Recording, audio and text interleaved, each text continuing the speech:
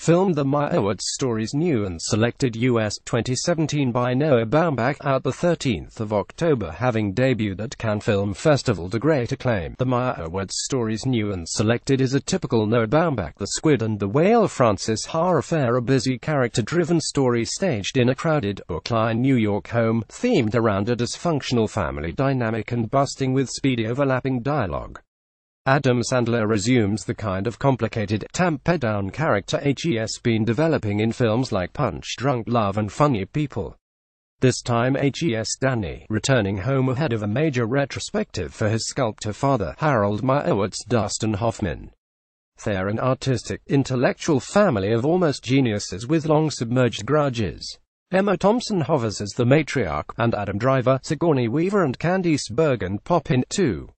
When Baumbach films don't work, they have a toxic, inward-looking feel to them, but this one feels full and livedin, enlivened by oddball, loungeroom piano sequences by Sandler. Thankfully, the Meyerowitz Stories is not the misanthropic anticomedy of Baumbach's Margot at the Wedding. The tone here is more sweet than bitter, affectionately neurotic and channeling the idea of continued love through fractious bonds. Film Nocturama France, 2016 by Bertrand Bonello, out now. An independent French terrorism thriller assumes the dimensions of a real-life horror. Though director Bertrand Bonello's exacting vision of a Parisian terror plot is as stylized and tensely structured as a psychological thriller, the drama plays out with unnerving realism. The cinematography and design are claustrophobic from the very start. A group of hooded youths move about wordlessly through fluorescent tunnels and subway lines. These gleaming, everyday spaces become even more sinister as we realize that our young protagonists are part of a coordinated terrorist effort. Night falls and they hole up in another urban space made newly unfamiliar, a luxury department store peopled by faceless mannequins, where the film's remainder unfolds. The details of the organization are left creepily vague, but Bonello is smart enough to know that we will connect the action to real-life news stories of terror plots in Western Europe. The message, like the storytelling, is lucid in a world devoid of social connection and economic cohesion. Political violence is a cold inevitability. A chilling critique of neoliberalism and, without theatrical distribution in Australia, delivered to our laptops directly via a global behemoth of the entertainment industry. TV The Good Place Season 2 US 2017 by Michael Shaw, out now. If there's one person who'd like to guide me through post-Earth life, it's Ted Danson. Cheers. Curb your enthusiasm as a friendly, bow-tied architect of a heavenly utopia. Eleanor Kirsten Bell has mistakenly been sent to the good place, having worked on Earth in pharmaceutical sales, slickly and skillfully defrauding the sick and the elderly. SHE's selfish, prejudiced, ill-informed. Her favorite book is Kendall Jenner's Instagram, and her noxious presence brings chaos to the good place. Season 1 took us to a cliffhanger, revealing strange truths about the corresponding bad place. Beneath all the pastel-tinted detail, which leans heavily in concept on Albert Brooks' 1991 classic rom-com Defending Your Life, are the questions: how to be good in this life? Can people ever reform? Creator Michael Shaw's storytelling mandate in his last project, Parks and Recreation, was to make his innately good characters' dreams come true. But in Season 2 of The Good Place, you quickly sense that the outcome won't be as straightforward. An imaginatively loopy high-concept sitcom. Film Our Souls at Night US 2017 by Ritesh Batra, out now. In some ways, this new Netflix film plays more like a well-crafted telemovie, with iconic lead actors. And how lovely it is to spend 2 hours in the presence of Jane Fonda and Robert Redford, also a producer as widowed neighbors Addie and Lewis, in a very small town in the Great Plains, reaching out against the scourge of loneliness and negotiating what a late-in-life relationship might look like. It's a sweet, soft, nostalgia story in which Addie draws out Lewis' reticent character, and I'm glad its makers told it it's not a spectacular, big-screen film but an ideal Netflix home movie. Seeing Fonda take Redford's elbow as they walk slowly down the street is really something. The film's pleasure lies in their on-screen chemistry. The 50-year-old domestic comedy, Barefoot in the Park, is also in Netflix at present. Film Contact US 1997 by Robert Zemeckis, out now. Jodie Foster as Ellie Arroway in Contact. Photograph all-star Warner Brothers, a sci-fi classic of real intellectual restlessness. Contact makes the pretty convincing case for Robert Zemeckis as an almost religious filmmaker. Here, Jodie Foster and Matthew McConaughey are locked in ideological, romantic conflict. Ellie Arroway Foster is an atheist astronomer recruited to a space mission after alien communications are detected, while Palmer Joss McConaughey is a believer who writes about science. Congressional hearings to determine who should represent Earth to meet the aliens. A politician, a businessman, a priest, and should they believe in God lay out the film's views on how to reconcile faith, science and politics. Rather than attempting concrete answers to these huge questions, Zemeckis puts high-tech digital effects in the service of awe and wonder. Adapted from Carl Sagan's novel. Honorable mentions: The Handmaiden, Children of Men, The Squid and the Whale, The Firm films, out now. Mindhunter TV, the 13th of October. Stranger Things 2 TV, the 27th of October. Stand film Moonlight US 2016 by Barry Jenkins, out now. Moonlight trailer. Barry Jenkins' Oscar-tipped drama video How Wonderful to Return to Moonlight, one of US independent cinema's loveliest moments last year. This is a portrait of queer black boyhood. Kyron is navigating life in the Miami underclass, and the film divides into three as we see him move from childhood to adolescence to adulthood. The camera work is by turns freeing and trapping. We float chin height as Kyron learns to swim, and we hover uncomfortably intimately around the face of his single, drug-addicted mother and his newfound parental figures Juan and Teresa, themselves dealers. Eventually, the images bleed into a stream of neon-tinted memories of growing up. Pragmatism is the means of survival in Kyron's world, much like David Simon's The Wire 10 years before it. Moonlight sets aside any individual moral considerations of drug-taking, rather suggesting that the black market is an entrenched form of work for entire sectors of the impoverished Americans. What emerges from this picture of institutional poverty and prejudice, however, is the possibility of love, community and connection. Film I'm Not Madame Bovary, China 2016 by Feng Xiaogang, out the 8th of October. A political satire on the fraudulence of Chinese democracy. Feng Xiaogang's art film literally leaves behind the conventional rectangular frame for a circular keyhole into a disenfranchised woman's life amid monolithic authoritarianism. This is a small-scale comedic melodrama and a morality tale. Fan Bingbing stars as an ordinary woman trying to overturn her fake divorce so she can shame her unfaithful husband with a real divorce and salvage her reputation. All of this is sly vehicle for commentary on the nightmarish nature of China's legal system. It's a long film. Take it in as a frequently beautiful, painting-like visual journey. Films The Sage and Suzuki Collection, Japan, out the 4th of October. A rare excursion into retrospective online film programming on the major VOD platform. Dive into the work of the Japanese auteur Sage and Suzuki with 4 films: Gate of Flesh 1964, Youth of the Beast 1963, Branded to Kill 1967 and Tokyo Drifter 1966. Suzuki, who passed away earlier this year, was a cult master of increasingly surreal B-movies, grisly, pulpy, pop-art-infused crime films about gangs, cars and hitmen, encompassed by the Yakuza genre, the legacy of which trickled down to Western cinema, most evidently in the work of Quentin Tarantino. If your knowledge in Japanese cinema begins and ends with Studio Ghibli, this is a great place to start expanding. Film Leviathan, Russia 2014 by Andrei Zavyaginzyev, out the 31st of October. Russian filmmaker Andrei Zavyaginzyev's ultra-bleak art-house epic was always a sideways geopolitical swipe, a grand political protest that played out in the microcosm of its characters' homes and workplaces. A tragic drama that swept Cannes Film Festival on its release, Leviathan follows an everyman whose one humble desire to keep his family and his home, held for generations on the edge of the wild Barents Sea, a stage for plentiful geological and meteorological metaphor, is thwarted by a proposed real estate development. Vladimir Putin's Russia is shown as a place of drunken tyrants, inept councils and crooked cops, with blackmail and constant moral compromise the only ways forward. The irony is that the grim cloud of nepotism and corruption that Zavyaginzyev so vividly conjured has now settled on the rest of the West. Leviathan now sounds like a quiet, foreboding voice at the beginning of a global storm. Honorable mentions: Be Kind Rewind film, out now. Will Grace Season 9 TV, out now. It's Only the End of the World film, out now. The Edge of 17 film, the 5th of October. The Great Beauty film, the 29th of October. Broken Flowers film, the 29th of October. Dendy direct film The Beguiled US 2017 by Sofia Coppola. At the 25th of October, Sofia Coppola's most recent film, The Beguiled, is a small, period melodrama set in Civil War-stricken 1860s United States that plays unusually comedically.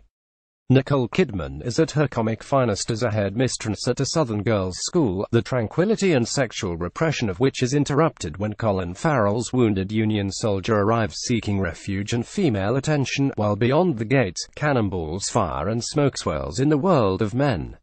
With a focus on the gender and character dynamics, Coppola's vision in creating this gothic world is as telescopic and tightly controlled as ever, but the irony is that she is about as willfully blind to conversations about representation and diversity in cinema today as Farrell's character is to his own peril and disempowerment.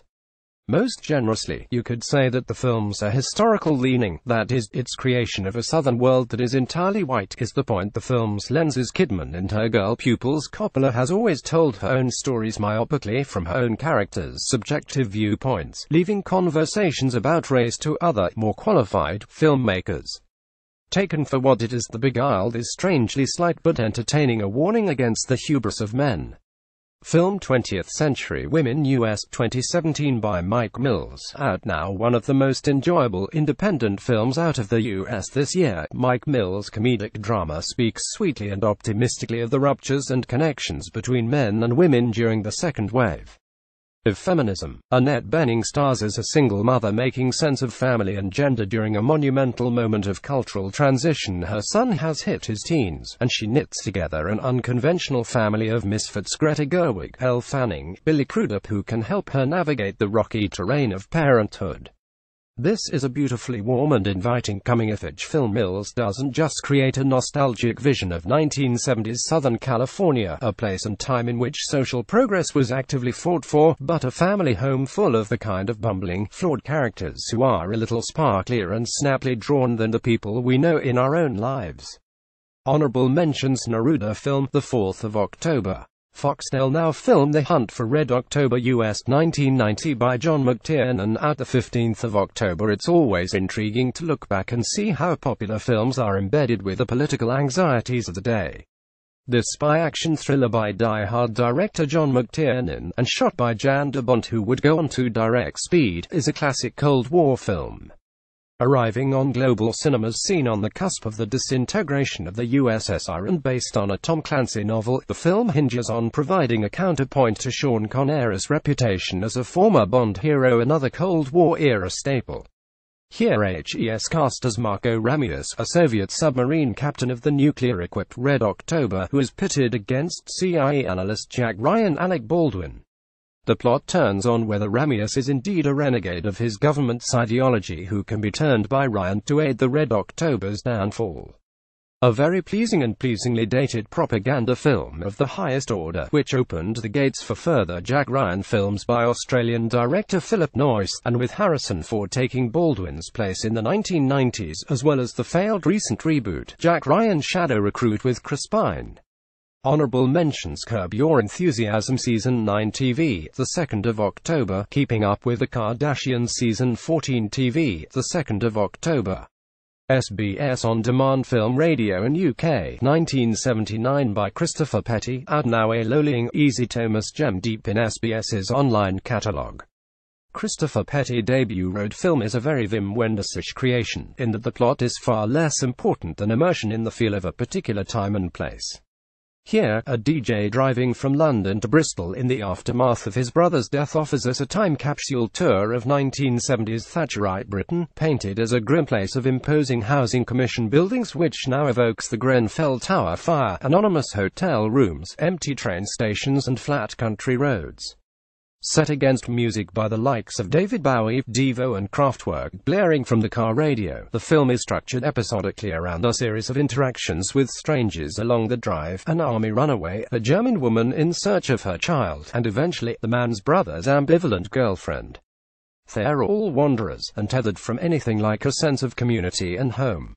An innately musical film shot in black and white by Wenders' assistant cameraman Martin Schaefer. Radio On speaks beautifully to a profound falling away of hope in social progress, and people reaching for connection within the red context. Today, that vision seems about as zeitgeist as anything. TV Colour Theory Underground Season 4 Australia 2017 out the 3rd of October. New episodes on Tuesdays. Indigenous language blazing across bricks in graffiti style. An artistic protest against Black deaths in custody.